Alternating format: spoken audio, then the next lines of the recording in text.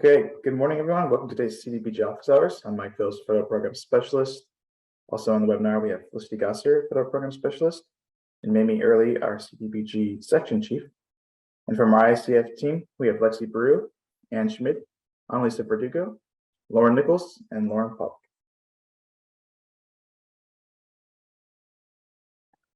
If you are unfamiliar with Zoom, here's how you can ask a question to our team. In your user dashboard, there will be a Q&A chat bubble that you can click to submit questions to our team. You can ask questions anonymously, but we do ask that you leave your name, organization, or other region you're associated with. And this just better helps us track follow-up questions and keep them grouped together. We will read questions out loud throughout the presentation and provide answers if possible. And all questions will be saved and recorded as part of the public record. Are you recording, Mike? Yes. Oh, thank you. All right, let's move to our CDBG program updates. I'll pass it off to Mamie. Thank you, and good morning, everyone. For the CDBG program updates, in response to applicants' feedback and to continue improving our program delivery, CDBG has made the following changes to our NOFA release schedule. A NOFA will be released in September 2023, which is only projects on the wait listed under the 2019-20 NOFA will be eligible applicants. A subsequent NOFA will be released in January 2024. For the January 2024 NOFA details, CDBG will be holding a listening session sometime in October to kind of shape the January NOFA. It will be a $48 million NOFA. 80% of that will be over the counter, which is the housing projects and programs, economic development projects and programs, public facilities and infrastructure. And 10% of that will be competitive, which is the planning and public services. Jurisdictions that submit applications under the September 2023 NOFA for the waitlisted projects will be eligible to apply for the funding for the new projects in January underneath the OTC allocation. Okay, is that for me, Felicity, the request? I can take it. It's a carryover from last week, but I figured I'd put the call out again. We are requesting any projects, if you have any projects that you'd like to share with us that leveraged CDBG funds with home or USDA funds, either a housing project or an infrastructure in support of housing project, we would like that project information so that our branch chief, Janice Waddell, can share it as a success story at a national conference. Her email address is janice.waddell@hcd.ca.gov. So if you have a project that's in development or has just been completed or was completed in the last year or so, let us know so that we can showcase it. Thanks. Back to you, Mamie. Yeah, thank you, Felicity. Okay, for the program updates for 2022 CDBG NOFA, again, we recommended 42 awards. 1 is waiting corrections with the grantee. 9 are pending final approval. 13 is currently routing. 2 are pending signatures with the grantee, and 17 has been approved and executed. Once again, just a reminder, 2023 CDBG NOFA. The projected date is September of 2023, and this is for the OTC waitlist only. Approximately about 19 million will go into that NOFA. For the 2024 CDBG NOFA, the projected date is January of 2024, and this will be competitive, and OTC approximately 48 million. Now, just a reminder to the grantees regarding our representative check-in calls that you have with them on a bi-monthly basis or monthly basis. If there is a scheduling conflict that you are unable to attend these scheduled reoccurring meetings, please reach out to your representative to reschedule prior to the meeting. And we do ask if that a representative from the city and the county be present in the check-in calls. We know that a lot of our cities and counties work with contractors and subrecipients, but we do want the city or county representative present on these check-in calls. So just a reminder. Another reminder, CDBG program no longer requires the APRs. I know that we've been getting several inquiries about the APRs. So all reporting is done via eCivis through activity reports, financial reports, the PI receiving and reporting solicitation, and the CDBG closeout. The only exception is the MeeBee-Weebii reporting also needs to be collected. The MeeBee-Weebii surveys will be sent out as a link via miscellaneous tasks in eCivis.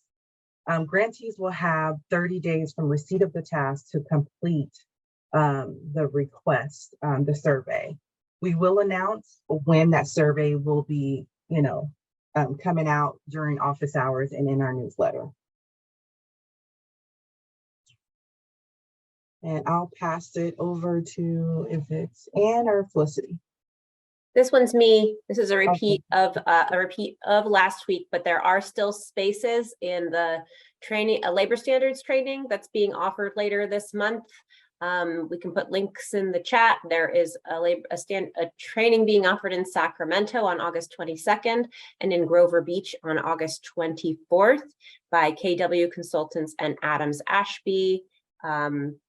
Training is going to be designed for local government staff or consultants who are responsible for implementation of labor standards in Davis-Bacon for federal grant programs. And Mike just put a link to the flyer into the chat if you're interested in attending either of those trainings. And I'll be there to answer any questions that are specific to state grantees. And just a quick update on CDBG CV. The only remaining awards that we have routing are a couple of tribal awards where we're still providing technical assistance or where it's waiting tribal approval. We've got 2 that are awaiting corrections, 1 that is routing, and 15 that are approved as of Monday. And then I'll kick it over to Ann to present on some new guidance coming from HUD regarding the tie back to COVID-19 for CV. Yeah. Perfect. Thanks, Felicity. We just wanted to take a minute to let you all know that recently during some HUD trainings, grantees across the country are still working on expending their CDBG CV funding. And as the COVID disaster event has wrapped up and most of the sort of declarations of disaster have ended, HUD just wants to ensure that these CV funds are still used for or in alignment with the Federal Register notice. Obviously, that indicated to prepare, prevent, or respond to the pandemic. And so HUD's guidance now is that, for expenditures or programs being designed and developed and running right now, is to sort of remove the R and think of it as prepare and prevent. So make sure that as you're expending your CDBG CV funds, you're continuing to document compliance with your efforts to prepare and prevent for future outbreaks or COVID related incidences. So, you continue to do things like updating HVAC systems for shelters, broadband installation to expand access, and protection campaigns are still eligible because they can prepare for or prevent spread in the future. So there's a link here from the HUD Exchange. HUD is providing these additional resources. If you have questions, we encourage you to reach out to your grant administrators.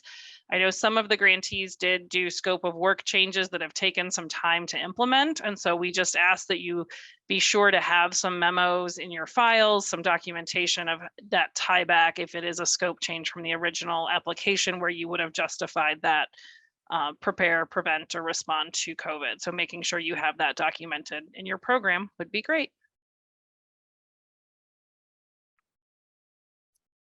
Thank you, Ann. All right, let's get into our Q&A recap from last week's office hours.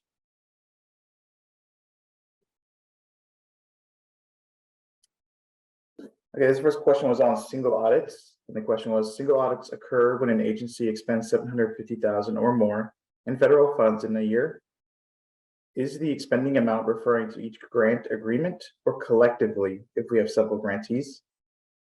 And the answer to this question is we only collect single audits from the jurisdictions with which HCD enters contracts. It is the responsibility of the jurisdiction to request single audits if the subrecipient with which they are entering into or with which they are currently in agreement receives more than $750,000 in federal funds in a year.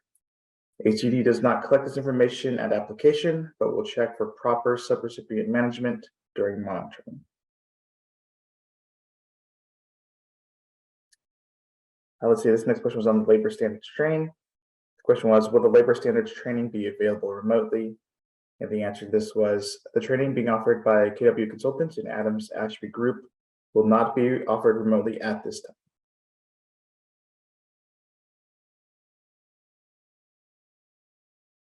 This next question was on the eligible use of admin funds.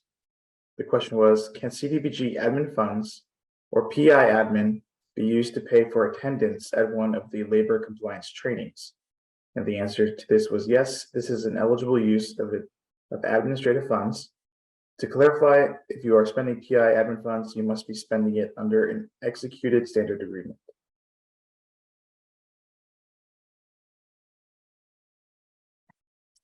And this next question was on the NOFA email blast. The question was, due to the significance of this NOFA change, so close to when we actually thought we might see the NOFA, can HCD send out this on their email blast to let folks know as soon as possible, and that is just doesn't come from us? And the answer to this was yes. We sent out the newsletter on Friday, July 28th, to all grantees who are signed up for office hours. We also copied all grantees from our active grantee list.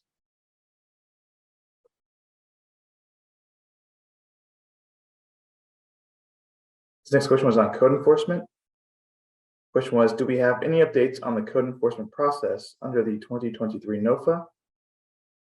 The answer was, we don't plan to make any changes to the structure of the NOFA being released in January 2024 from what we are proposing to release in July 2023. The plan is that code enforcement will be an eligible activity only as part of a housing rehab program. Any CDBG funded code enforcement activity in 2023-2024 must run as part of a comprehensive housing program in conjunction with an active housing rehab activity.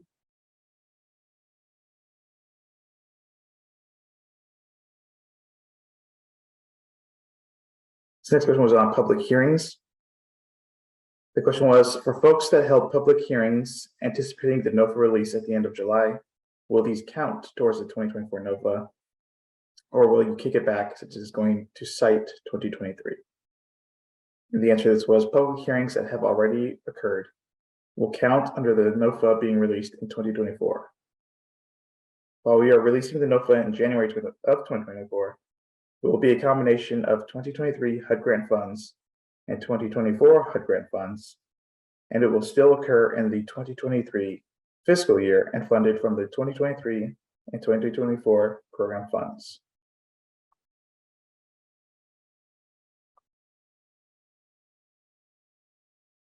This next question was on the environmental review training. The question was, HUD is offering HUD Region 9 Part 58 environmental review training in Los Angeles on September 19th to 21st.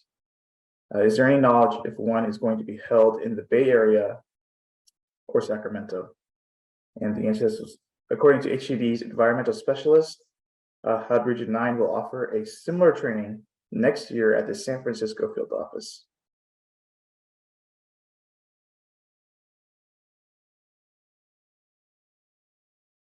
This next question is on the 2024 NOFA. The question was, do you expect the January 2024 NOFA to be similar to what was proposed for the July 2023 NOFA?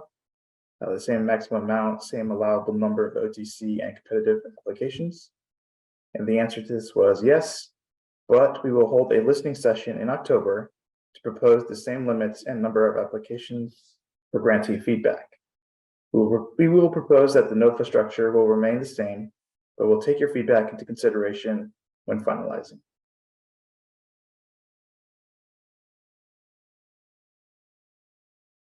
This next question was on PI applications. Question was, is there a PI only application that is currently available? If not, what is the process to get it? The answer to this was the PI applications for 2022 are still open and will remain open until a new NOFA drops. A 2023 PI only application will open in September with the 2023 NOFA.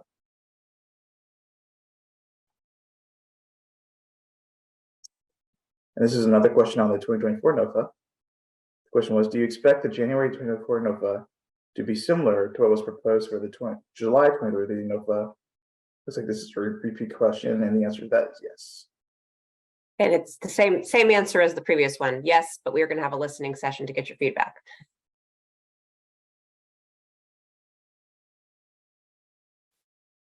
Okay, this question was on subrecipient agreement requirements. And the question is, what are the minimum requirements to have in a subrecipient agreement for CDBG grants? And the answer to this was, please see the link below to the HUD guidebook on subrecipient management, which includes a subrecipient agreement checklist and a sample subrecipient agreement. I'll post those in the chat when we get into our Q&A.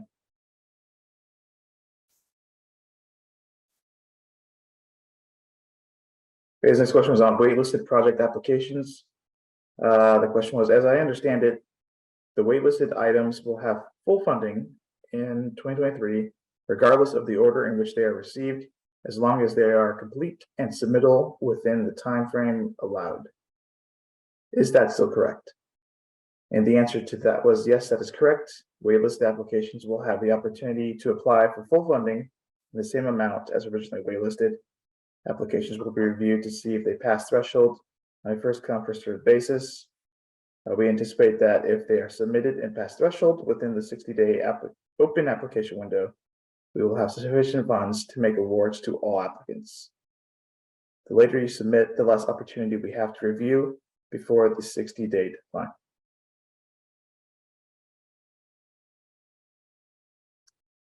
This next question was also on the 2024 OTC. The question was, for the 2024 OTC, will architectural designs be required? Can CDBG OTC funds be used for both architectural design and construction, as long as we have sufficient information to provide an accurate cost estimate? And the answer to this was, 2024 OTC projects are required to be shovel ready, which means ready to start construction within 90 days of execution of the standard agreement. As a grantee, you may incur the cost of architectural designs or other pre-development costs in advance of applying or receiving CDBG funds at your own risk. If applicants choose to do this, they can then incur these pre-award costs in their budgets to seek reimbursement once awarded. Another option is for an applicant to submit a planning application for architectural designs. You can then use the planning grant to prepare architectural designs and come in with a shovel-ready project in subsequent grounds.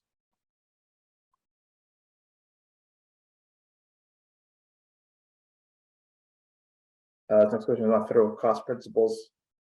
Where can I learn more about federal cost principles applicable to for-profit entities? And the answer to this was, we need more specific requests to be able to respond to your inquiry. The cited regulation is regarding federal acquisitions. 2 CFR 200 are the uniform cost principles for all federal awards and other regulations that are generally applicable to CDBG funds.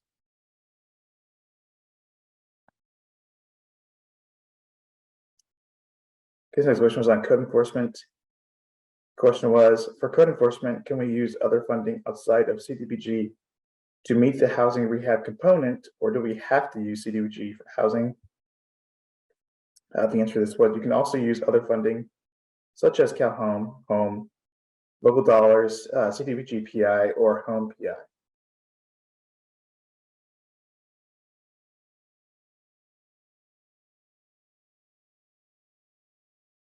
The next question was on the OTC meaning. Question was, please define OTC. I'm not sure what type of project that means. And the answer to this was, OTC means over the counter. The definition can be found in the CDBG program guidelines. OTC means applications that are reviewed on a first come, first served basis. They are not competitively scored. They are determined to be eligible for funding based on whether they pass the threshold criteria.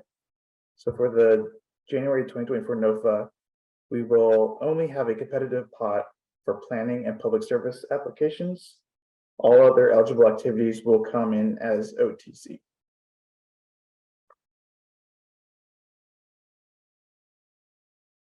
See, the next question was on first-time homebuyer. The question was, can we also fold in first-time homebuyer assistance with a housing rehab and code enforcement program? And the answer to this was yes. And our proposed NOFA will include a single application that can be submitted for a housing program. The housing program can include up to 3 activity types: homebuyer assistance, code enforcement, and housing rehab. An applicant can choose to apply for just one activity or more. The only stipulation is you cannot do code enforcement without a complementary housing program.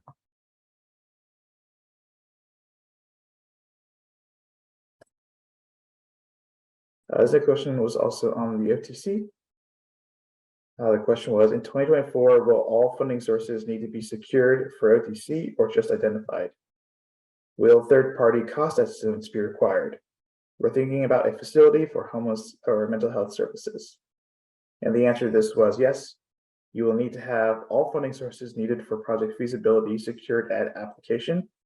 And the independent cost estimates are a federal requirement under 2 CFR 200.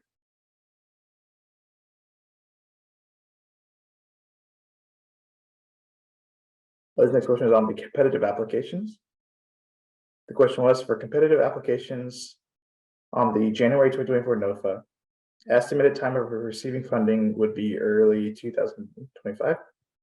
And the answer to this was standard agreement routing is estimated to be in November 2024. Standard agreements executed is estimated to be in December 2024.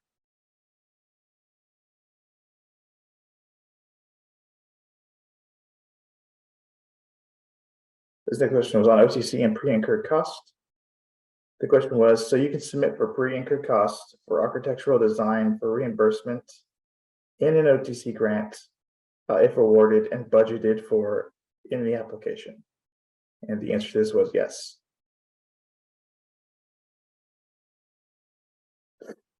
And then this next question was on OTC. The question was, will OTC remain first come, first serve for January 2024 NOFA? And the answer to that was yes.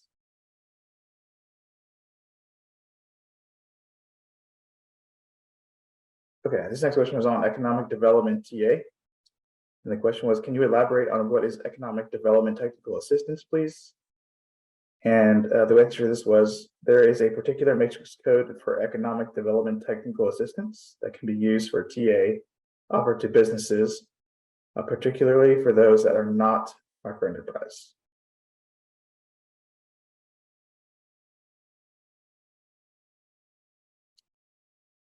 This next question was on the independent cost estimates.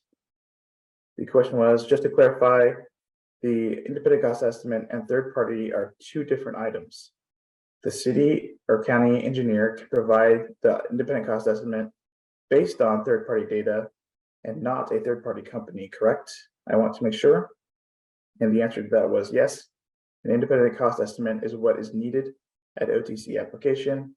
It needs to be by a party that is not the contractor that you are engaging to do the work. This can be the city or county engineer.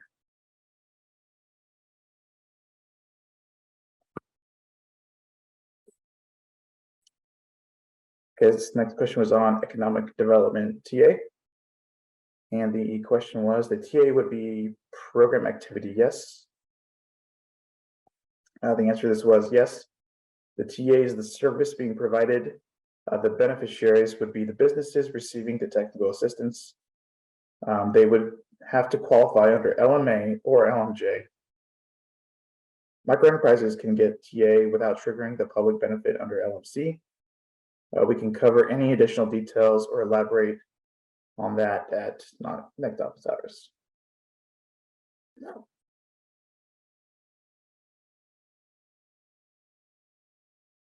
Okay, this last question is on funding threshold. The question was, will you please also include the anticipated funding date for OTC apps when you provide it for competitive?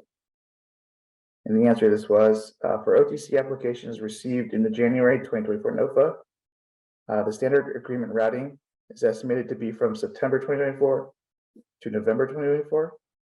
And the standard agreements executed is estimated to be in October to December of 2024. Applications will be reviewed and approved in the order received.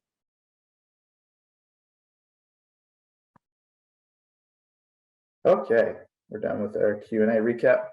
So let's get into our live Q&A. Let's see, our first question is from Siskiyou.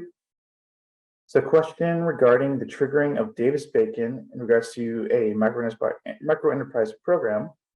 Would the purchase of a temporary greenhouse be eligible? This greenhouse would not be permanently fixed, and the assembly of a high tunnel greenhouse requires no tools and is just a frame and poly layers. They have to be taken down before the winter gets too intense. And due to snow and wind, it is estimated that they would only last 5 years in Siskiyou County. They do not utilize electricity and are not heated, and they could feasibly and easily be moved to different locations. I will give a first stab at this, and then Anne can correct me if I'm wrong. Trying to wean ourselves off of ICF technical support and see if we can do it ourselves. So to me, this is an acquisition of equipment. And it does not sound like you would be hiring a contractor to do installation. It would be assembled by the business owner themselves. So I would believe this not to trigger Davis-Bacon if indeed all that it's happening is the acquisition of equipment. Anne, do you have a different opinion?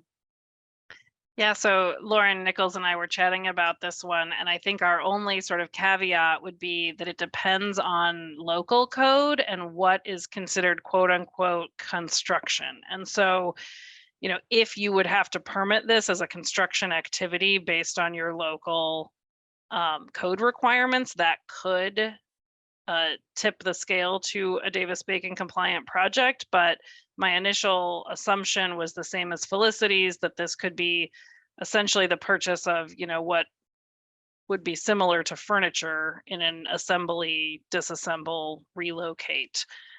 So I think if you can document it in that way, you are good. But if it requires any sort of definition of construction, you may have to comply.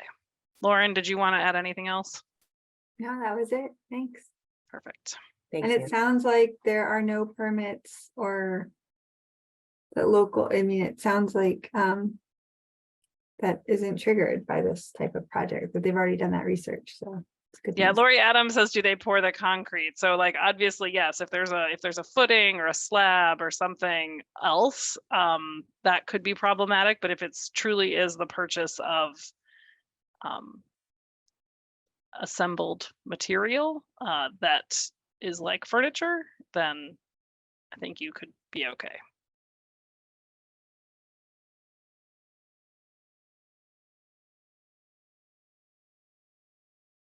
Great, thank you, Lauren. So next question is also from Siskiyou. Would you be willing to go over the CDBG CV closeout process again and remind us where we can find closeout files, like public notice templates for closeout hearing and forms and etc. So I'm putting the management memo for the closeout process into the chat, although I think you want more than is what is there. The management memo guides you to reach out to your rep for the materials in the closeout package. We don't have them published on the website yet. So my advice is to reach out to your rep if you're getting ready for closeout and follow the steps in the management memo to submit that request. And then the rep will go over the closeout package with you. Mamie, I should have just let you respond on this one. Anything else to add there? I thought they were speaking about CV closeout. Oh, they are speaking out. Yeah, you're right. Sorry, they are speaking about CV. And or any of our GAs, anything else to say there? No, that's exactly what I was going to say. Reach out to your grant administrator and they'll get you all the resources.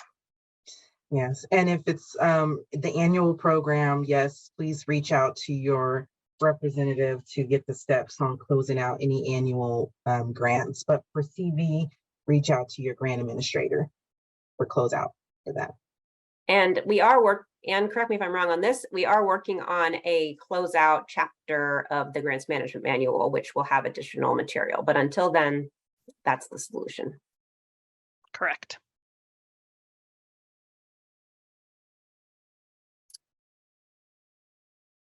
Let's see, our next question is from William.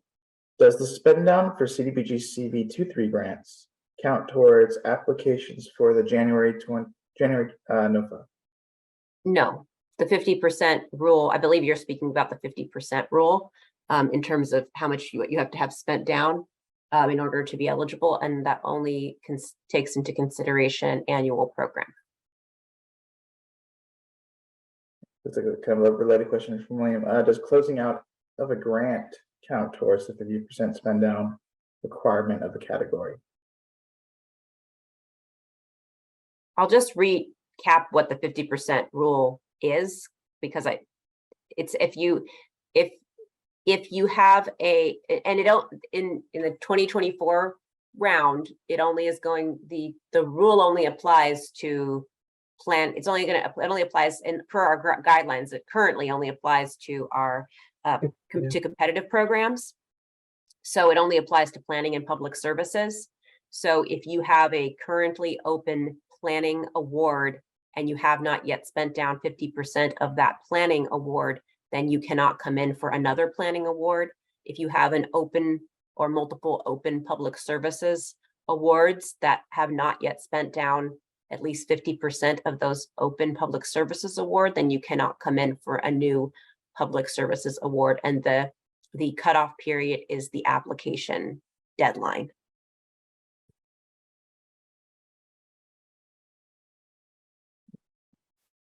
Thank you, Christine.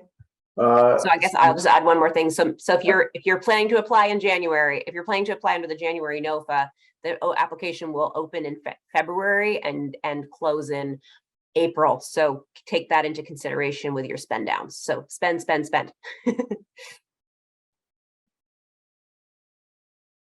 Thanks, Mike. Sorry, I'm done now. No worries. Let's see. Our next question is from Anonymous.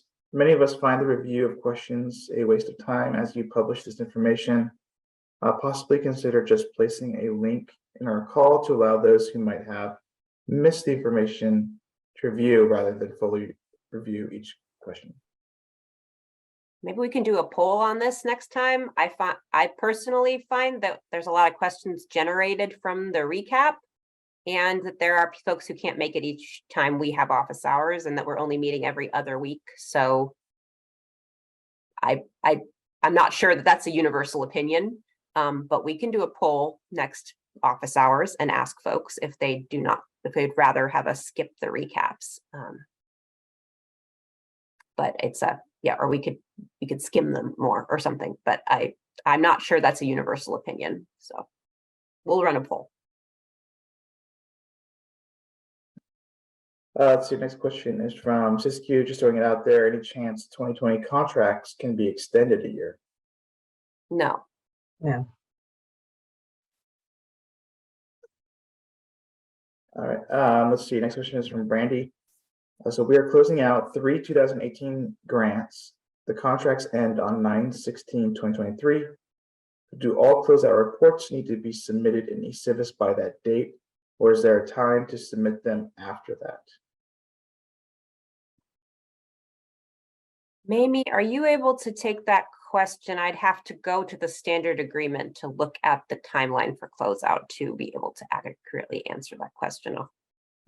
I'm in the same boat as you, Felicity, on that question. I got to double check because I know some language is different in different year standard agreements. So I just want to make sure that I answer it properly, looking at the boilerplates for that year and see what we stated for the closeout. So Brandy, we recommend that you reach out to your rep because they can look with you at your standard agreement. And we will also put an answer in the next office hours. Another reason that doing a recap is sometimes important because sometimes we can't answer the questions on the fly.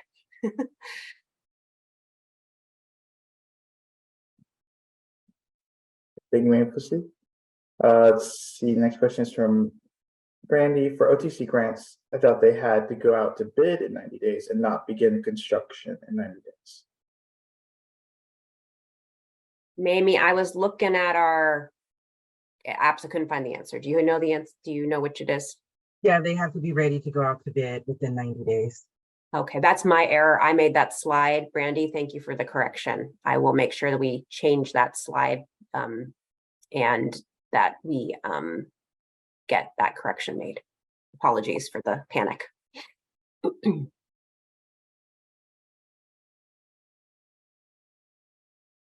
Thank you, Felicity. See, next question is from Siskiyou. So for code enforcement projects, what % of the total funds should be allocated for housing rehab in a 750K program? Great question. We are collecting data on this, so we don't have that number yet. But we have one, we were asking a few grantees that do currently run a code enforcement program in conjunction with a housing rehab program for their ratio, like how much for every dollar of code enforcement, how much do you end up awarding in housing rehab dollars, including how much do you need for activity delivery. So we wanted to have a data informed relationship there. So we are working on getting a couple more data points, and we will have that before the January NOFA, so you know what to expect. But that will be part of the January NOFA. Thank you, Christy. Let's see, our next question is from William. So apologies, I missed a slide on the estimated delivery of 2024 NOFA funds or standard agreements. Was it September 2024? Let me see if I can find the slide. One moment.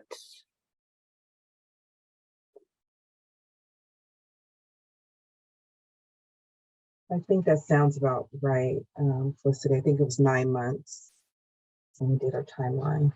Okay. Here's the slide. I don't have it up on the screen, but it's for competitive applications, the estimated time of receiving funding is for standard agreement routing. We anticipate the routing being in November of 2024 and standard agreement execution estimated at December 2024. We will move as fast as we can, but the reality of the timing is that's when it's estimated to actually have executed standard agreements. You'd know your awards a little sooner than that, but that's when executed standard agreements would happen. And just to kind of piggyback off of that, that is based on the timeline that Felicity and I kind of worked together just to factor in review time, appeal process, going to the loan committee for the approval of the awards. We are working to kind of streamline some of the processes. So we rather, overstate than understate of our promises of getting out the standard agreement, but it's always our goal to try to get it out sooner than later. So please keep that in mind that we are working daily to kind of streamline the process to get the work out a little bit faster. And the other timing, thank you, Mamie, that's really important. And the other timing that's important is, while it's a January NOFA release, it's a 30-day, the NOFA is published for 30 days, and then the application is open for 30 days. So it's actually 90 days from NOFA release when we would even close the window for applications to be submitted. So we're talking about March or April. So then it's 9 months from then. Right.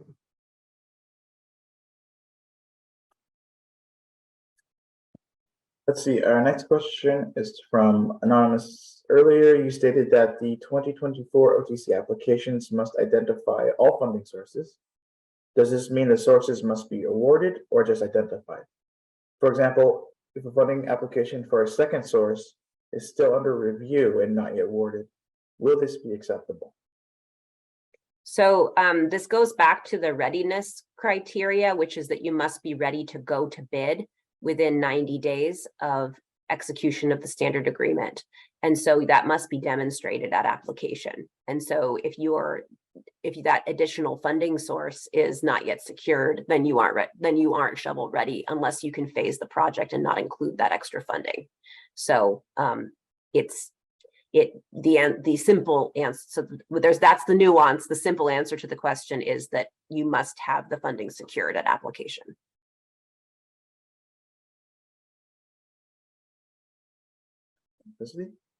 Next question is from Anonymous. Can you expand on these new statements that code enforcement must run as part of a housing program? This was a total surprise today. What does HCD think this would look like? Thanks for the question. So under the regulations for CDBG, the intent of a code enforcement program is that it is run as a campaign or an effort to mitigate housing, substandard housing and housing issues. So the linkage are what we are proposing to do in order to nudge our grantees in the direction of full compliance with the HUD regulations is to require coupling of under the 2024 NOFA, require coupling of a code enforcement program with a housing rehab program, meaning that if you issue a citation, you have a solution for the party who has been issued the citation to have a resource to resolve it. And so that is the spirit of the HUD funding for code enforcement. It is not code enforcement funding under CDBG is not meant to just be a resource for general funding of your code enforcement department or staffing. It is meant to be tied to housing rehabilitation. And so that is why we are designing the 2024 NOFA to allow for grantees to receive funding for a housing program. Within that housing program, they can include code enforcement, housing rehabilitation, and first-time home buyer, all of those matrix activities under a single award. And we have discussed this at a couple of different office hours. Thank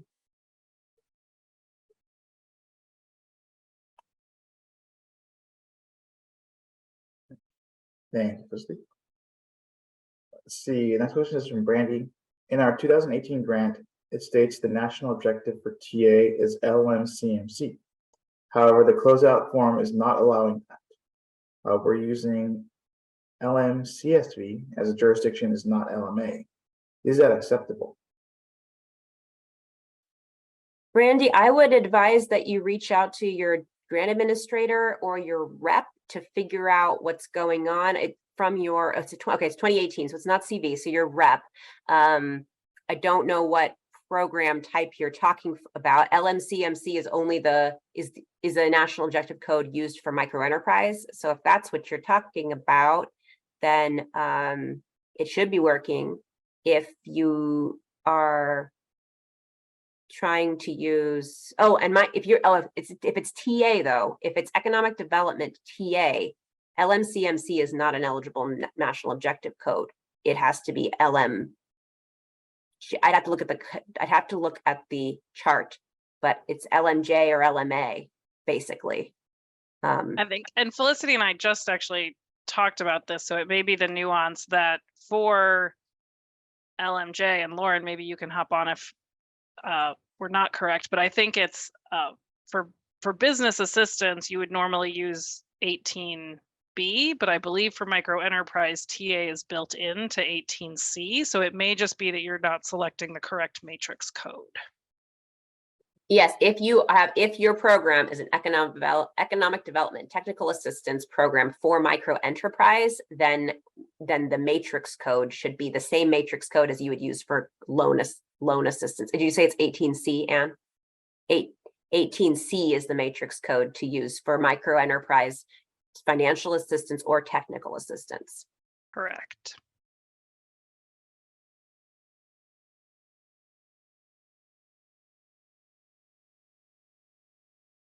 Thank you, Chrissy and Anne. Let's see, our next question is from William.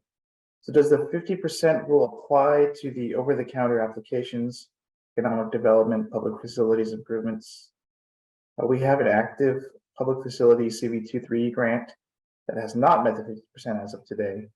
And I'm wondering if that would affect applying for OTC grants in the January 2024 note.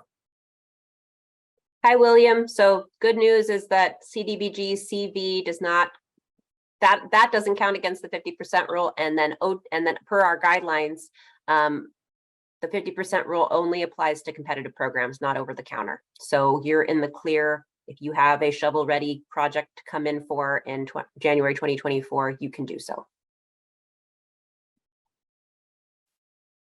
Thank you, Felicity. Let's see, next question is from Lori. Timing is critical for communities, and release of bid dates can impact the pricing. If the 90-day release is a period that would cause costs to be higher, can we work with your team to extend the date to ensure the project receives the best pricing? We will be ready to bid, but we may not want to bid based on the timing. Does that make sense? Any grace? That's a great question, Lori. And I don't have a great answer for you. Yeah, I think that we can take your question back, Lori, to Janice when we meet with her, just to kind of get a consensus on this situation. I think this is kind of like a one-off, but I completely understand your question. So we'll get back to you, Lori. Just give us the opportunity to chat with upper management regarding that question.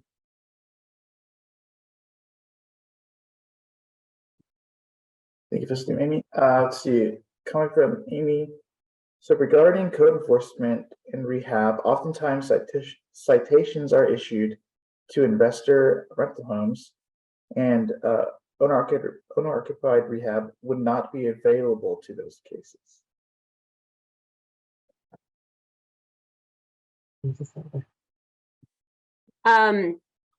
So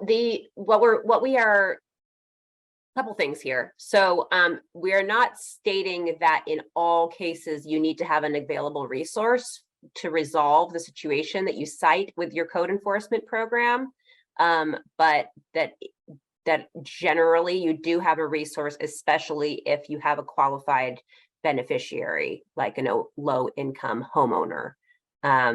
If in your jurisdiction you have an issue of code enforcement, a large percentage of code enforcement citations are for rental homes, then one thing you might wish to consider is designing your program so that you can offer assistance to investor-owned homes with the requirement that those rental units are restricted for occupancy, and they are made available to low-income households. You can offer that. Not all investors are interested in that, but you can offer it if you had an investor who doesn't have the resources or the capital to improve to resolve a citation. Anne, I know you've run these similar kinds of programs. Anything to add to what I just said?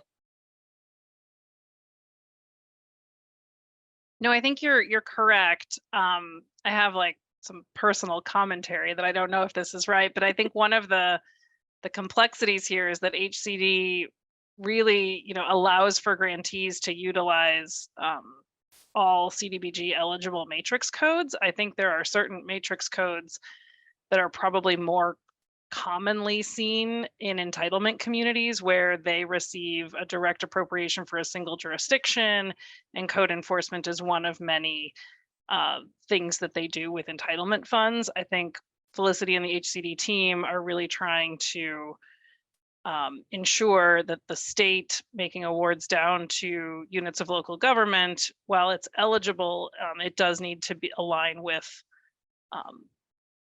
having resources available, as Felicity said. So I think this is one where I think a lot of states don't make awards down for code enforcement because of the complexity of partnering it with other CDBG funds. And it's really commonly seen in entitlements. So I don't think that really answered anything. It's just my personal insight as to why it may be confusing. Thanks, Ann. Yeah, thank you, Ann. Let's see. Comment from Brandy. It would be interesting to hear from organizations that have code enforcement with a successful housing rehab program, since the housing rehab program requirements is often beyond what homeowners and renters want to complete. Yeah, Brandy, that's a great idea. I think we can invite, we have a couple of jurisdictions that are doing this, who probably would be happy to share. So we can invite them to present on a future office hours.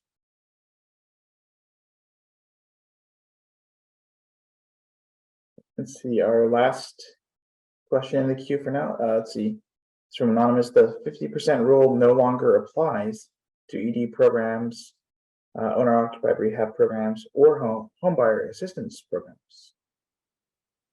That is correct. Based on our current program guidelines and our plan to make those over the counter, the 50% rule does not currently apply to economic development programs, owner-occupied rehab programs, or homebuyer assistance programs.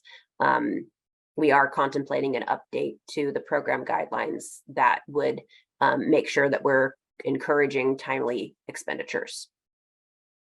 But that is the current, that based on the current program guidelines, that is correct.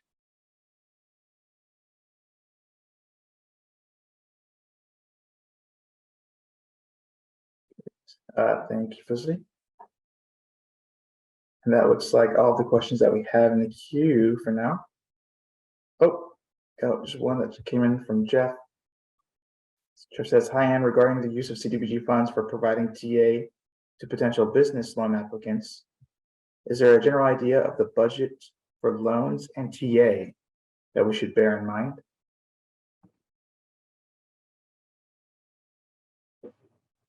Thanks, Jeff. I'm going to punt this one to Lauren Nichols if she's still on. I mean, I think that the thresholds of making sure that costs are reasonable are still out there. But Lauren, do you have sense of general idea of budget for TA for loans?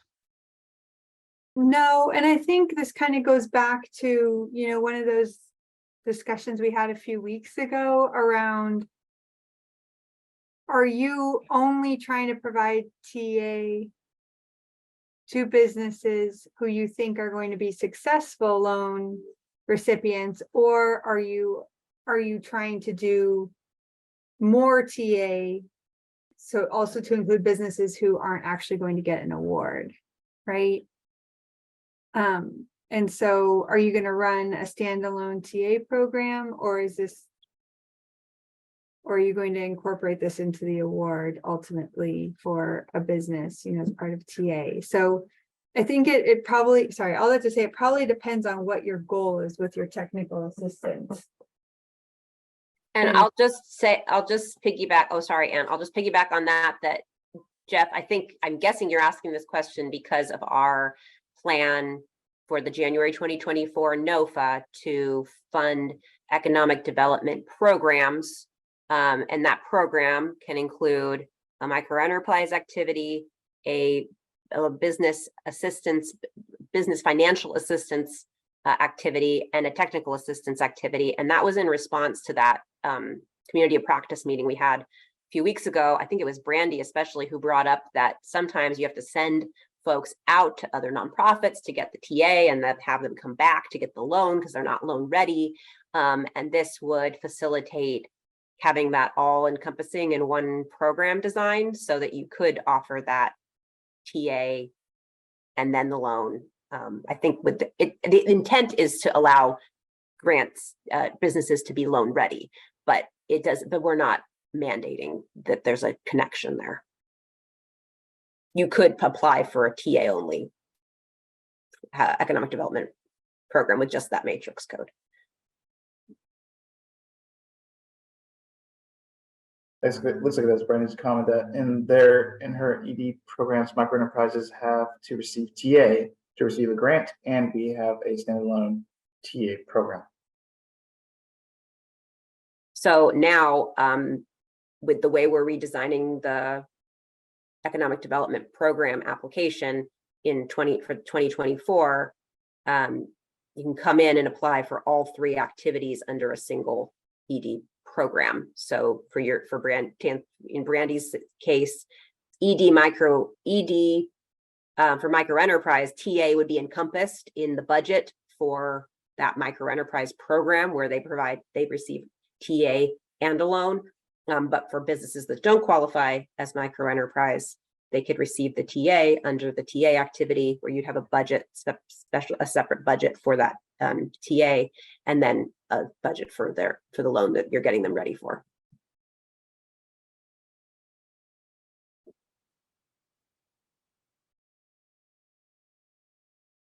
Yeah, I think, Jeff, I think you're right. It's best judgment. There's no regulatory or policy percentage or ratio that you would have to comply with. This is, really the intent of assisting businesses. And in some cases, under certain matrix codes, the technical assistance alone is the eligible activity.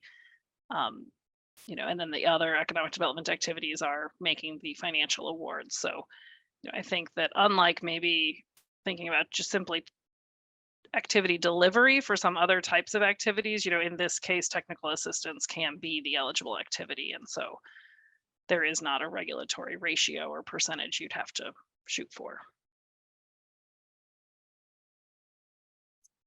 Thank you. And we're just about out of time. With one last question from Brandy. Why doesn't TA have an LMC and its LMA? Some jurisdictions aren't LMA. The reason, and I'll struggle through this, or maybe I should just let Lauren go ahead. Lauren, you go ahead. You'll answer it more quickly than I will. So I'm not fully, so why is the question, why can't technical assistance use LMC as a national objective? Yeah, I think it's big. I think that she's asking why. Yes, that is the question. So I think, again, this kind of ties back to how you structure it as an activity, right? So if you're doing TA under micro enterprise, then it would be LMCMC. And if you can do a standalone technical assistance program, right, through a nonprofit where the activity is only technical assistance, and you could do that as a public service through LMC. But I think if you're doing TA as part of a loan program, like in Jeff's case, then you would follow the national objective of whatever the loan is being awarded under. Is that right? So I think it depends on how you're providing TA, under which program or which activity you're doing it under. So I'll just demonstrate visually because I'm a visual person. So 18C, micro enterprise assistance, can be inclusive of technical assistance and loans. And under that, LMCMC, which is the code for micro enterprise, when you're assisting the business and the business itself is the beneficiary, then LMC or LMCMC is eligible. But if you're providing technical assistance to a business, then you cannot use LMC because the beneficiary of the assistance has to be counted in jobs or as a low income area. And there is no beneficiary to count as LMC. Yeah, that's correct. I always go back to the definitions in the matrix code and then this table of what you can do together in terms of activity and national objective. And so Felicity is correct. The 18C allows for both assistance and technical assistance. And that's why it's the open squares are what you can do. The ends are what you cannot do.